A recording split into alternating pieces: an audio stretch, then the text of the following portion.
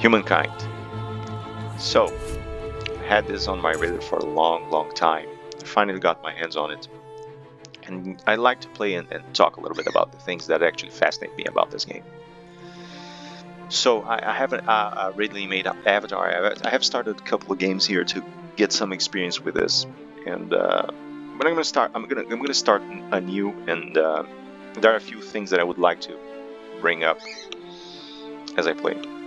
One of them, for instance, this game was actually called by the public the Civ Killer, which I think is a big mistake, not because it didn't kill Civ 6, but because I think it was never really the intention in any sort of sphere. That wasn't really in any way intentional.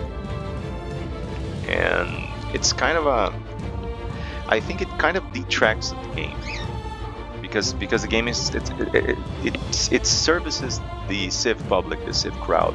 It does. I'm a Civ player myself, but it has so many distinctions, and it shines in its distinctions. It's kind of like Old World, which has a very different artistic and design style.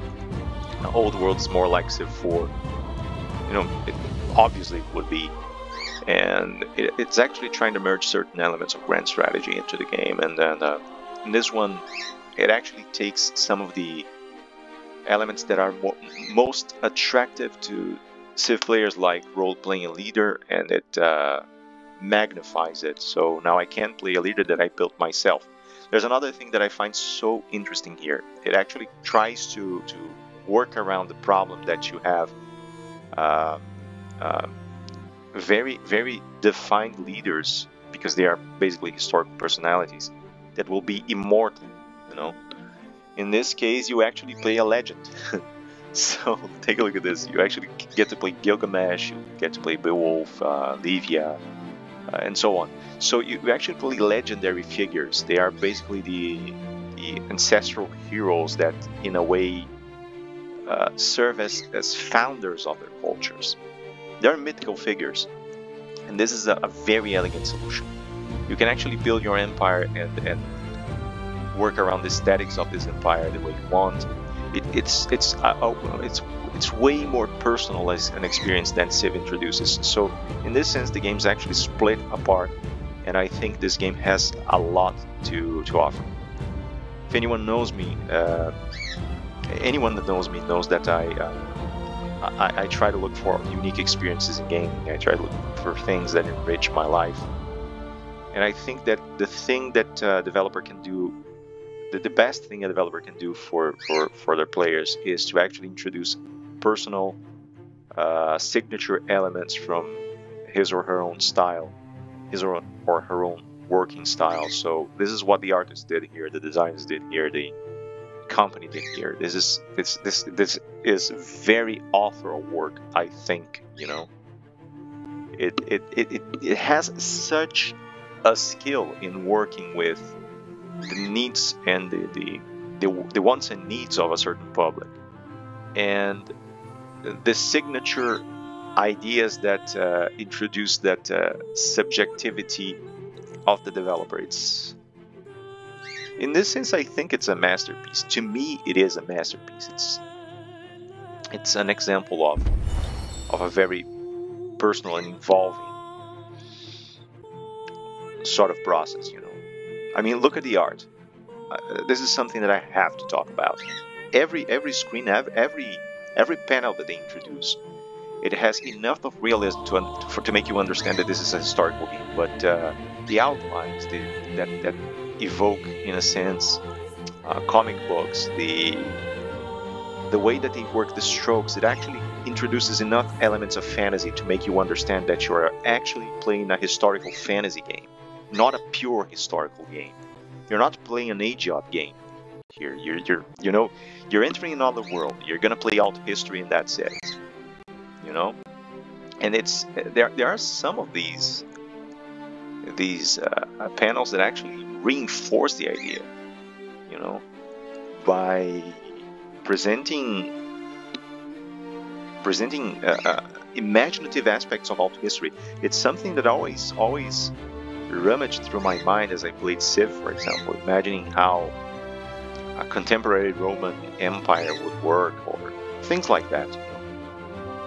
And yeah, so I think that these little touches actually make the game amazing. Our universe contains infinite stories, most of which are about rocks and ice at sub-zero temperatures in a vacuum. Rather boring.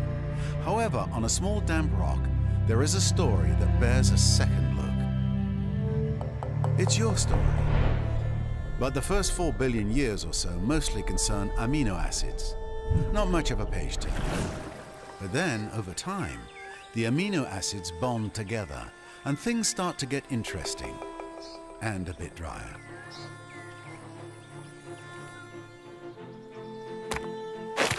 A certain subspecies of hominid discovers that you can do more with a sharp rock than annoy your little brother.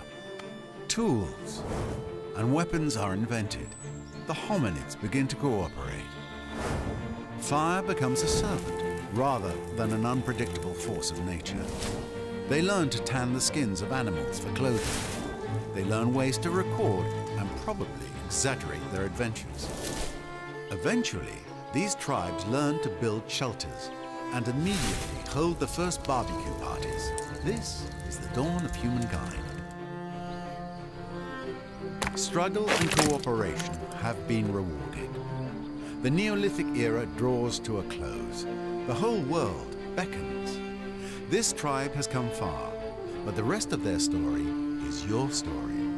You are the one who will build them into a great civilization. How far will you push humankind? Across the world, nascent societies are taking a deep breath, looking across the landscape and preparing for greatness. Okay, there's so much to talk about just about that video. I'm not gonna be breaking the pace too much, but I just have to say a few things about that. First, the art style. It's harmonic, it's interesting. Then there's the order of the video and the construction of the video. The fact that they repeat the falling man twice, and actually introduce on the second time that grabbing hand to show cooperation is very, very sensible and a very intelligent way of communicating what the game is all about. The evolution, this process of evolution, quote unquote evolution, because if I understand correctly, the mental framework for the guys in Amplitude is not one that will just work with historical, and that's the main point, with the history of the great events and great historical figures and stuff that would stimulate the idea of evolution per se. It's basically, they basically understand that a historical game would have to be a process in a sense, and that the civilizational organization can be way more involved than simply watching as technology grows, as our mentality becomes way more rational. They are very involved and very, very rich in the relativism they introduce in this game, as far as I understand it. So, as far as I understand it, with my limited experience at the very least, and that translates to that video. Not to mention that video has so many vibes of Civ 4's Leonard Nimoy's intro video. Leonard Nimoy is actually the narrator in that video. The narration here, it actually follows sort of the same steps, because in that video it actually starts by mentioning how life begins, how the universe begins, and how life begins on Earth, and then how this life actually evolves till civilization comes around, and stuff like that. And they follow the exact same path with a twist. This writer, oh my god, this writer, I actually need to know who wrote this. And I want to see more things about this person, because instead of doing that very, very serious, very very that thing filled with austerity and a certain historical weight, it does understand that this is just a game, and toys around with a writing that reminds me of Douglas Adams, has the same comedic hints that Douglas Adams put in his texts. So this is amazing, you know. The combination of the visual art, the way the cinematic is built, uh, the way the animations are worked on, and the text, they all clash together perfectly. And this is basically the spirit of this game, you know. Basically, I'm playing historical fantasy, and I'm fully aware of that. Like 3 minutes into the game. So let's take a look at what awaits us. So basically, we're at the Neolithic era, uh, and we have to earn stars. Basically, this is the gist, and we have tons of ways to earn the stars apparently. So this is one of the best design choices I could possibly see in a game like this. Instead of just beginning with you with a settler, for example, having to build a city right away, it actually forces you to play as a nomad and to gather food in order to get more people, and to gather science, and to gather influence by collecting elements from the environment. What's over there? And I can also, I don't know how efficient that is on the long run. That's something I still have to study. But I can play. I can stick with this life stage, this civilizational stage, for as long as I can. For example, last game when I was playing the Bantu, I chose to keep them on the road for a little while longer, because I wanted to profit from the advantages that the Bantu had. And because I wanted to experience the area and choose carefully where I would settle my first outpost, and the game just let me. Of course, that also meant that I wouldn't get a culture too early, so I had to pick. I had my picking from the remaining cultures. I'm gonna see that in a moment or two. But at the same time, it was such an involved process to just study the map, just be stimulated to study the map. Something that every Civ player is kind of weary of doing, because every single turn you lose without a city is a turn you lose without producing science. Okay, you can see it here. Curiosity collected. Found a curiosity, ancient encampment, +3 science, +1 influence. Great. Okay, I also have some hints of let me just check the map. Let me zoom out. There's another thing. I love the way that maps from Amplitude zoom out. There are people that don't like. I love it. I love the way that they do this transition. Now they could put this zoomed out map to more use. I would love to see it. This is something that I find that it has struck perfect balance in Endless Legend, for example. Oh, that game. I love that game as well. Okay, so we have a sanctuary. You can sack this area here. I also like what they did for the scenario. The light scheme, the color scheme is awesome. At first I found it too yellow, but I kind of understand what they are doing here, and kind of works the vibe that they are trying to pull. Because at the very least, historically, the theory that's mostly accepted. Can I? Okay. So I'm gonna sack this area here. See what I can gather from it. Every time you find a sanctuary, you can sack. I have another on the side, and we can hunt that mammoth. But I need more people, I think, because mammoths are really. You can see the relative strength here. They have 10 strength. I have 14. It's kind of risky. So I would like to get more people on my tribe first. Stories in the stars. On cloudless nights, after fires have dimmed to embers, many of the tribe raise their eyes to the heavens. Just listen to this text or read this text. Mesmerized by the vast ocean of stars. Okay, this actually establishes the basis, the theorized basis for all mythological constructions. This is, you know, there are a few elements that you can find in Fustat Coulange and some other ancestor anthropologists. But this is one of the main points for the confection, I wouldn't say confection is not the right term, but for the birth of ancient religions. As far as culture goes, of course, I'm not talking about the spirituality or faith of anyone, but as far as cultural studies on religion go, they say that this relationship with the mysteries of the universe, the glancing towards the stars, the treatment of the dead are the elements that solidify religious, cultural, symbolic, and religious experience at the same time. Some have noticed recurring patterns among the brightest stars, and in these shapes they imagine the forms of heroes and beasts. Stories of their adventures, their victories, and their defeats are flourishing. Myths can be born here, you realize, ones that have the power to shape the tribe. Now enters the twist. You know, this is a very natural process, but the way that the game is talking to me, I mean, I have to talk about these things because they're brilliant. The way the game is talking to me, it actually puts me in the position of the player, and once more it doubles down on the aspect that you're playing a mythical figure here, a mythical ancestor. If you want to go Machiavelli on this, the first legislator, you're basically the first legislator of your civilization, you know. And the game is actually communicating that, you know, that people are going to believe this, that this is these are the roots of your culture, but you're the guy with the vision. So you tell me what you're going to do about these little habits that you noticed amidst your community. I mean, can you have a more immersive experience than this?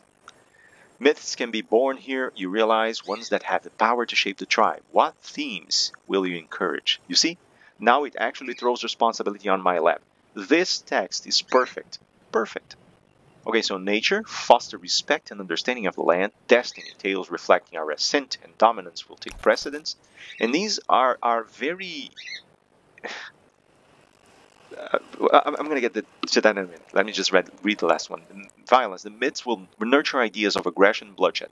What I meant to say is that if you take, for example, Titus Livy on his History of Rome, History of the Kingdom of Rome, these are exactly the aspects that are stimulated by the earlier kings as far as Livy's view goes, as far as Livy's perception goes. I mean, he actually mentions textually in his books that the legendary first king of Rome, Romulus, would tell his people that they were warriors, that they had a greater destiny, you know, except for the part of nature. But these two were always ever so present back in the roots of the history of Rome, and Livy actually credited the Roman behavior to this hint, to this first stimulus from Romulus, and then from the legend of a senator that saw the dead king appear to him,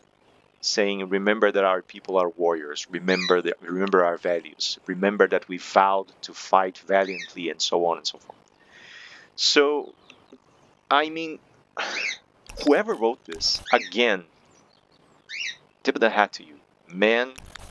This is great. Okay, let's go with Destiny, because why not? Alright, so we have 22 influence now. This is gonna help us when we are prompted to buy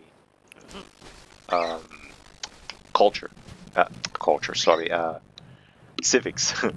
Civics. Okay, I can already build an outpost. I can claim territory. Look at this. Yeah, I don't think I want to. Not right now, at least. I want to stay on this age for a little longer. Let's sack this area here. Alright. I'm going to have to deal with that mammoth soon. So... Alright, let's keep going west for now. Another mammoth. So as I was saying before, I actually find the palette, now that I've grown accustomed to it and saw the details on the palette, I'm actually more inclined to understand this as a very intelligent choice. First I thought it was too yellow, but that was because I was actually just looking at the recordings. But the terrain actually has density to itself. It actually, since they kind of, I think they understood perfectly that this would look too homogeneous if they just left it yellow, so they worked so hard on details for this game, which is something that I find fascinating. And But it's interesting that they actually use the yellow because they are basically simulating savannas here, and according to our theories, the first steps that a hominid gave on two legs were actually steps that were presented were present or were on savanna ground.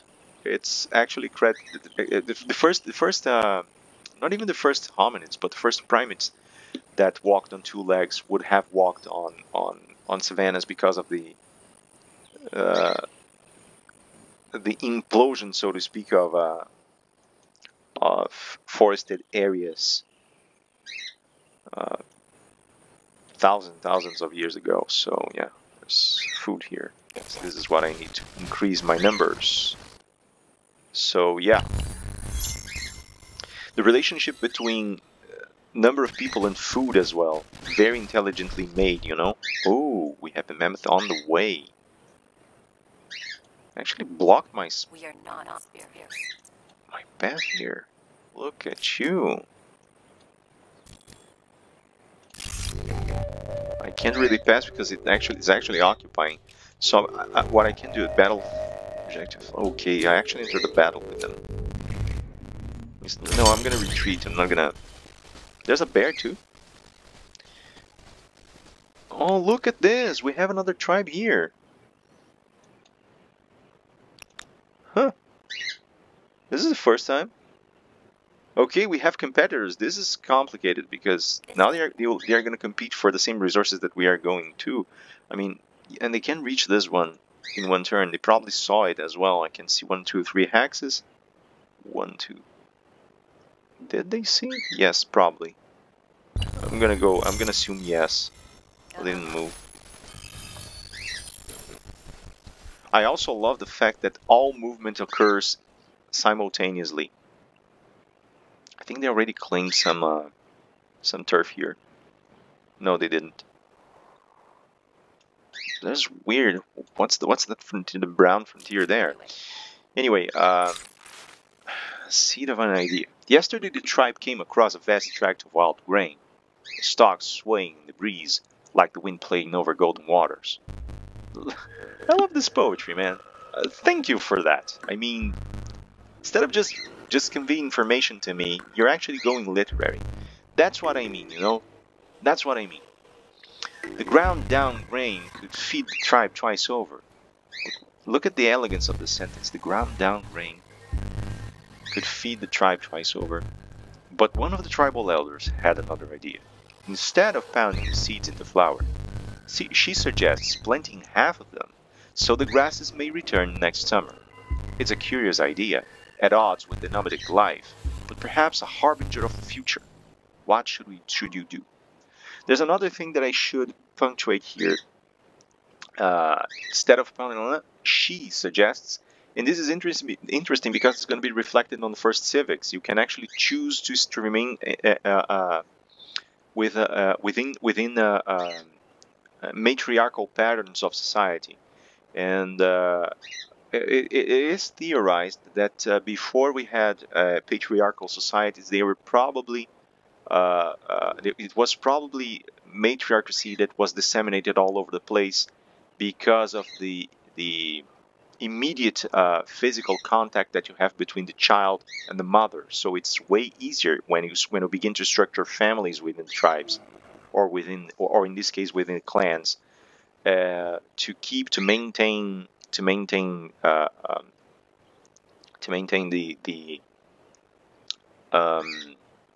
the descendants line, you know. There are so many bizarre, crazy, brutal consequences to history because of this inversion, you know. Basically, if you sink your teeth into post-analysis historical studies and gender studies, you will find out immediately, or almost immediately, that all practices of physical control, of body control over women, were actually built to keep the power relations within patriarchal societies.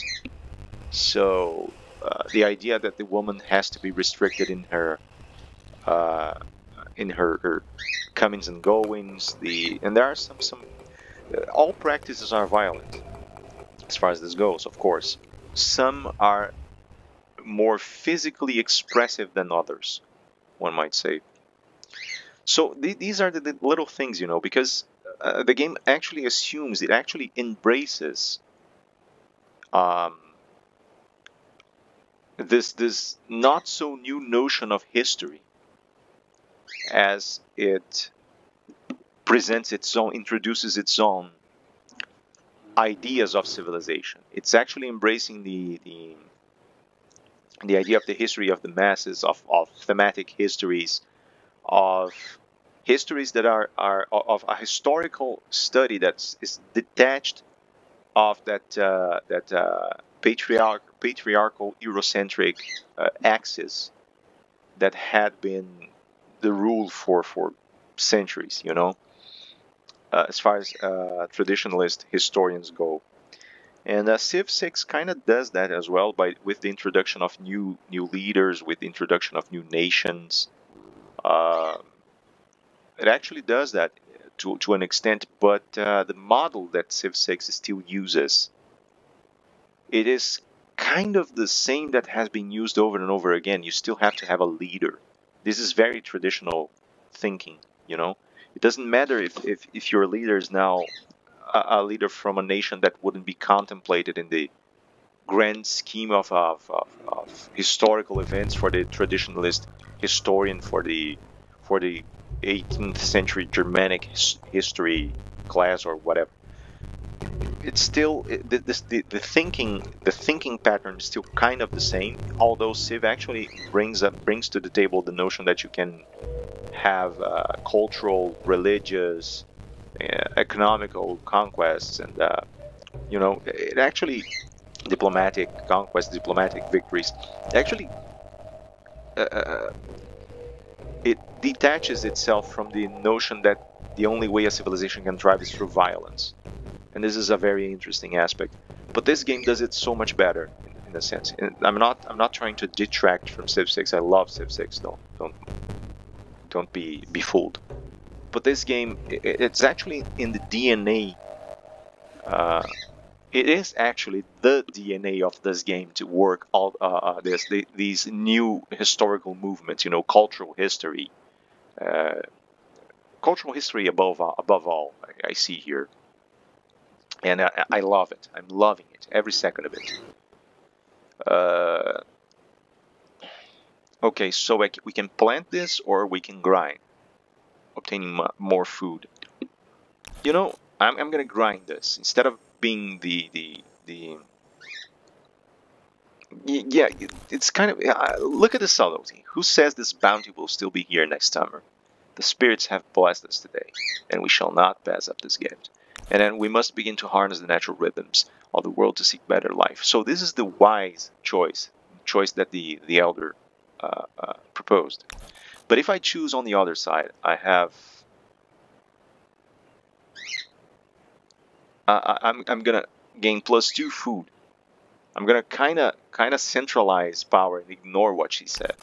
I prefer to plant, but I'm gonna try this one because I never tried, and because I kind of wanna increase the volume of food that I have for now, because this tribe here, I'm gonna have to do something about it. Cannot be by retreating army. Okay. Let me see if I can. Yeah, they have 2 already. You see? So this is a problem to me because I can't really face these guys unless I harness more power. But we're gonna dispute territory here. I got an era star. So now I can actually invest a culture. I'm gonna have to do this. I'm gonna have to claim a territory, and I'm gonna have to fight these guys right away. I'm gonna move these guys here. See if I can reach this area here before they do. I doubt I can. But yeah, they claim territory, I think. Look at this. They already have an outpost placed. So yeah. Okay. I think I should claim now. Let me clean this. Let me see how. Okay. Where are the best exploitable areas? I have tons of production but no food. I actually need food. You know? More food at least. I kind of don't like these areas. They are too dry.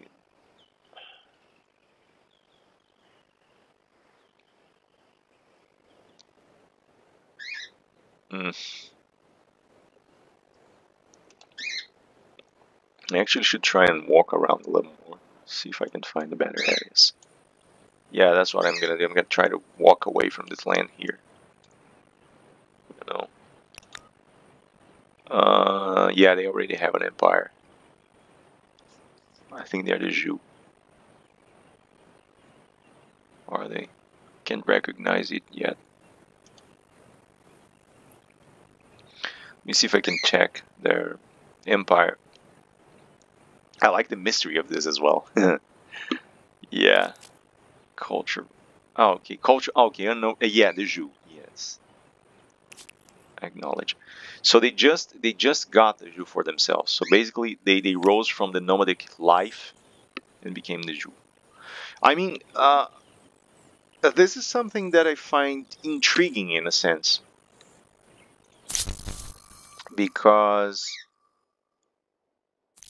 well, yeah, this is taken. The Karelians are taken as well because so I have Nubians, Olmecs, Mycenaeans, Hittites, Harappans, sorry, Egyptians, the Bantu, the Babylonians, the Assyrians, the Sumerians.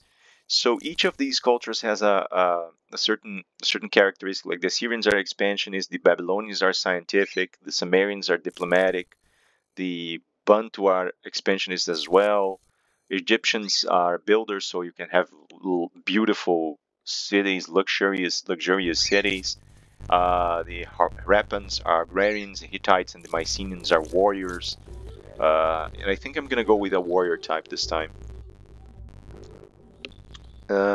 Again, I'm trying to roleplay a little bit here, but the fact is that I already have contact with another civilization. So it might be that my civilization becomes the one that is more brutal and tries to attack the first one, like the old myths say. You know that there are certain tribes that by their violence try to prevail over others.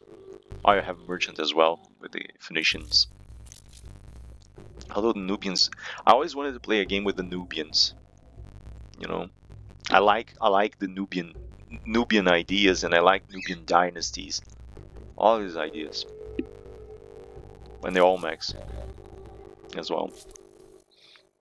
I'm thinking I'm gonna go a little more either Hittites or see the Mycenaeans. Less 20% on unit industry cost. Yeah, that's not what I'm looking for. And they also have garrisons. Strengthened garrisons makes a lot of sense. And the Promahoi, derived from Promahomai, meaning to fight in front. Promahoi, pardon, are inspired by champions chosen to fight on the front line. Love the details on the shield here. Melee, close combat unit, so 21 strength, 4 points of movement. Stronger attack in the first round. And the Hittites, what do they have? Lust for war, +1 combat strength on units, +20 food, industry, and money and science from each own city per occupied city.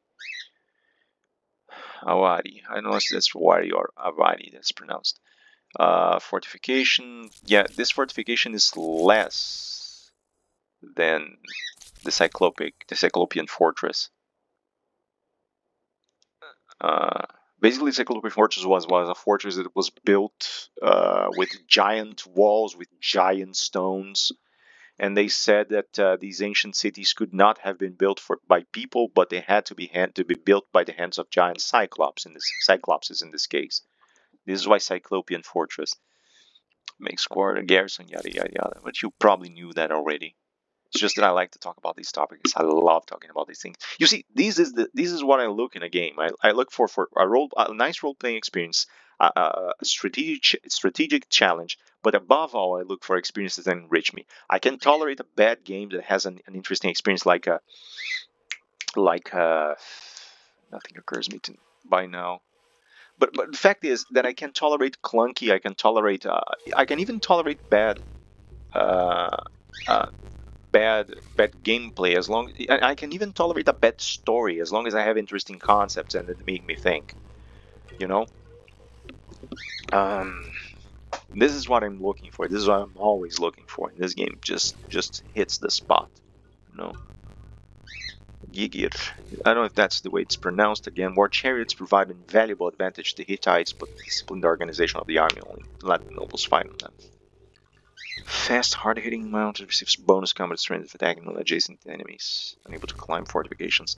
This also already hints at a more complex combat. My god, this art for the... Look at the movement of horses, the leaning forward of the lancer, the posture of the coach, the pilot for the car, for the cart. Suppression. The targeted unit cannot move next turn and reduce combat strength. Ooh, I like this. Hittites, you're my choice. I choose you guys. So now, yeah, my character actually changed clothes. Alright, confirm, we are the Hittites. Okay, then this is the start era game. Then we have our empire panel, like this. So we have, each nation has advantages, a unique unit, each culture, pardon me, has intrinsic characteristics at certain advantages, a unique unit, and it scores more fame as it pursues certain stars. So I have to reach one of these goals to enter a new era, so I can pursue a growth star by increasing population, a knowledge star by discovering curiosities. So because of the scientific inclinations, oh, I have it completed. And this would give me a certain advantage, and the hunter star, 5 animals. Okay, so I already got it. Cool. A Neolithic legacy trait. Okay, ergo, unlock 1 star to choose your first culture. Show cultures. Okay, this is basically the same thing I was looking at. Yeah, I can also check the story, because as new cultures appear, you can actually go back and see what story you built for your own civilization. This is also amazing, you know. All right, let's end the turn then. Tribe's legacy. You stand at a crossroads. For many moons, the tribe has trekked the wilderness slowly, tortuously, learning the secrets of this world, how the materials hidden in the deep places and in plain sight might be fashioned to the tribe's advantage, how the beasts and plants of the lands and seas can be most fruitfully harvested, and how myths and stories can glacially but inescapably give power over our greatest enemies, other tribes. Now you must decide in what domain the tribe will truly sharpen its knowledge for the ages to come. Will you be renowned as makers, farmers, or charmers? So makers, only a lack of imagination will limit what we might one day fashion with our hands. Okay, Wattle and Daub legacy trait. Industry and population outpost. Okay. Farmers will study the land and all its riches, and we will never lack for sustenance. Okay, so plant lore legacy. And storytellers will create myths that spread our renown, our beliefs, and beyond our lands, and astronomy. You see? Perfect. This is perfect. You know? I'm gonna put... Yes, I want the science part. I'm gonna put storytellers. So since I already have a bunch of science, I'm gonna continue the trend. Increase text so I can... The challenges of a young Just a second. It's hard keeping up with neighbors when they have young people and you don't. Humankind learns quickly that everyone contributes. If you're terrified of wild animals, you can grow lentils or catch fish. Tribes settle towns. Towns develop markets, and markets begin the exchange of goods, services, and most important, rumors and hearsay. So you want to skip the benefits of the market and move ahead as militarists? Let me grab the popcorn and sit back. I mean, you see, these are the things, you know? These details, the spreading of gossip, the artistic conception of the city is brilliant. You know, the occupation of the space, the fact that you use the little hills, that you have little communities and you have space between them, you have cultivated space between them, you have pastures. This is genius, genius. Whoever studied this, my God, oh my God, I need to know you, I need to meet you. That's brilliant. Reach the ancient era. Okay, go to the Empire screen. So now I have a new card, new pretty card. I can go back and always check out what I did before.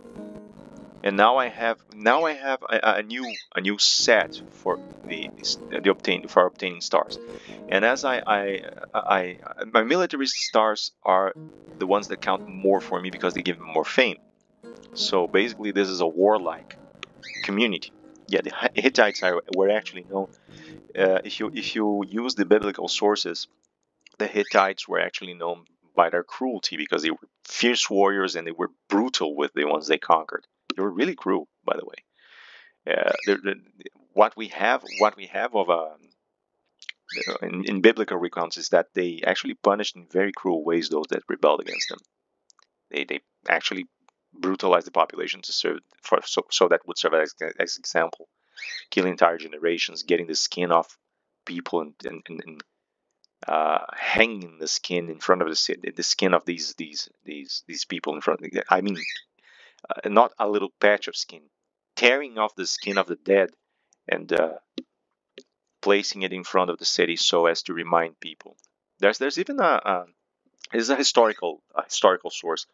There's well, I'm not gonna remember where is it, but there's a treaty, a so-called treaty that a certain Hittite king sent to the Hebrews by saying, "My ancestor, as you recall, my ancestor, your conqueror, yada yada yada, took off the skin of your men and hung it over your walls as a memory of our slavery because you rebelled against his edicts. Pay me tribute, or the same will happen again." I mean, this is not biblical, okay? Before anyone says that I'm being too biblically sorry inclined, and that's not, you know, and that there is a certain inclination to the narrative. These are external sources, so there is confirmation of this kind of cruelty. These guys were brutal, and then Jonas comes along and they repent. That's in the book of Jonas on the Bible. Okay, so straddles 6 military units to score a star here. Then we have diplomat stars, estate, builder, expansionist, agrarian, merchant, and scientist. Okay. So yeah, let's go back to the game. Okay, yeah, because I thought your first outpost can be built. Yeah, it can. I could build it for a while now. I just don't want to cling. I'm gonna have to cling something one time. Yeah, I'm staying for now. I'm staying nomad. Oh wait, let me go back to the sanctuary in a second. This is another thing that's very cool. As you move and see the aspects that the map, elements on the map, you can actually change your direction. You're not set on it. I'm gonna try to go away from that tribal. What? No, searching some Nubians. Okay. Someone became the Nubians. So I could do that from distance and it would automatically patch these guys there. Assyrians. So we have Assyrians, Hittites, Jew, Nubians. Okay, we ransacked. Let's try to go south.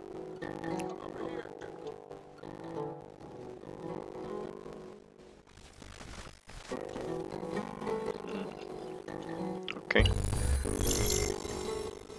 Gotta tell you, my Bantu start is way better.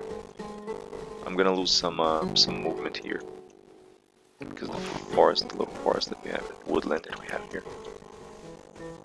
Alright, 14-14, no, I don't like these odds. I wonder if I attack this, if the wildlife, the entire wildlife, yeah, no, wait.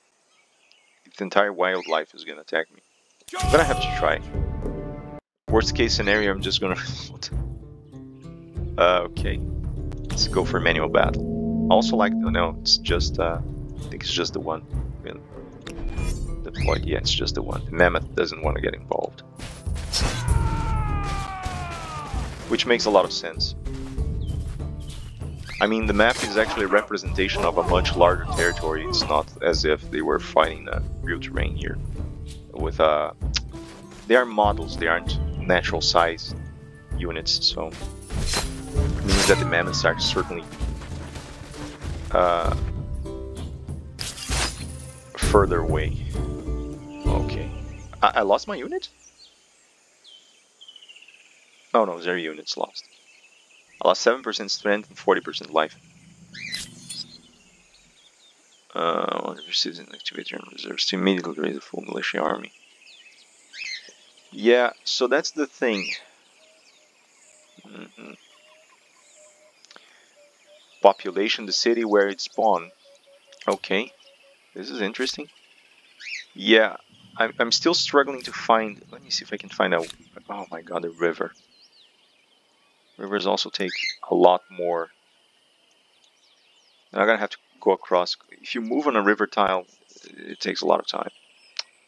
Okay, let me leave these guys here for now. Let's end the turn. Let's try to move. I'm gonna move east. First outpost. Olmecs, okay. I have Olmecs as well. Alright, let's go through the woods here. One more step here. I think here, I might be able to put a settlement that produces more food or something. +7, yeah, all +5. +10, yeah, this is what I'm looking for. See? +14, yes. I'm gonna move here. Let me move. I'm gonna have to cross the river twice. Okay. But this might be the case, because then I can produce food and actually create units. It's gonna sort out my problem. Might sack the sanctuary, by the way. But no, I'm gonna sack this later. At first I'm gonna do this. So move there. Oh yes, first city. Come on. Fine. Now I can reproduce units. I'm gonna send you back. You're gonna sack that area for me. Fantastic. Now we have our first settlement. So let the outpost be created.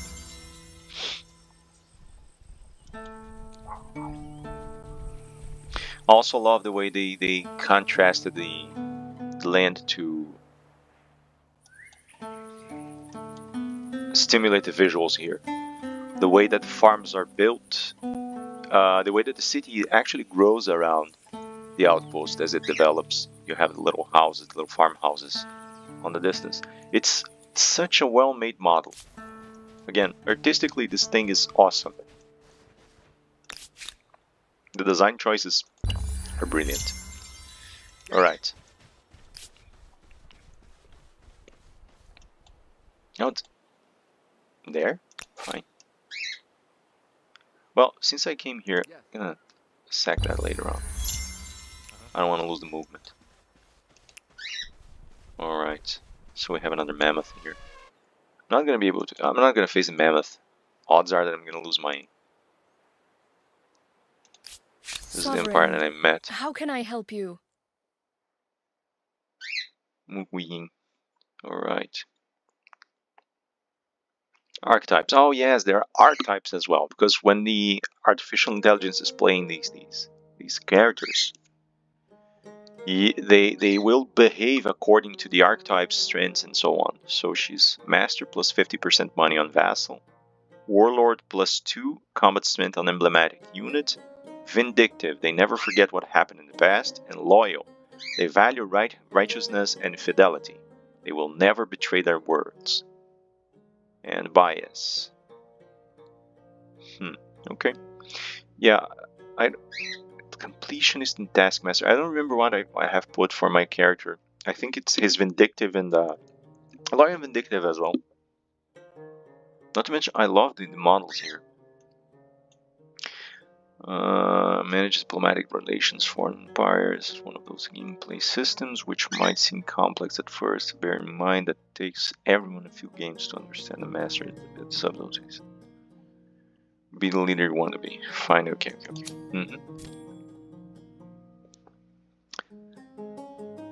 Screen your diplomatic relation rate. Alright. Surprise war, declare, propose alliances and gift.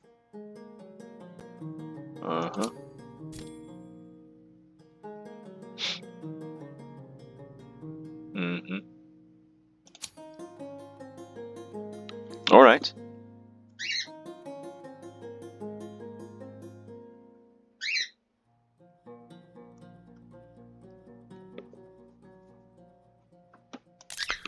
Crisis. Alright. Very interesting. I think the diplomacy is. I like the interface for the diplomacy. I have to try it yet. Close borders, forbid new trade.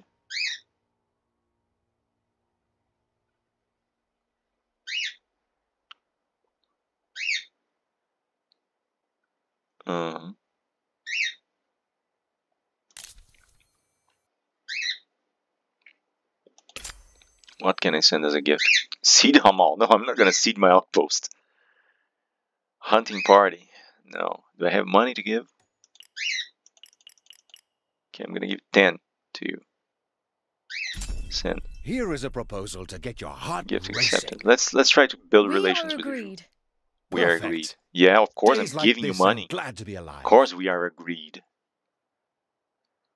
Propose alliance. So, tell me, shall we become ask for closer? reparation.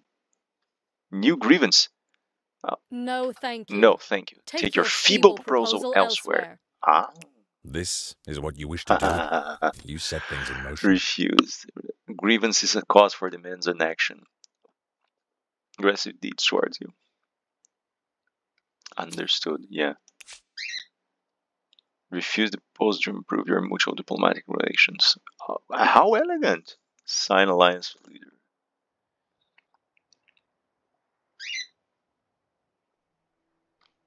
I can have leverage against them?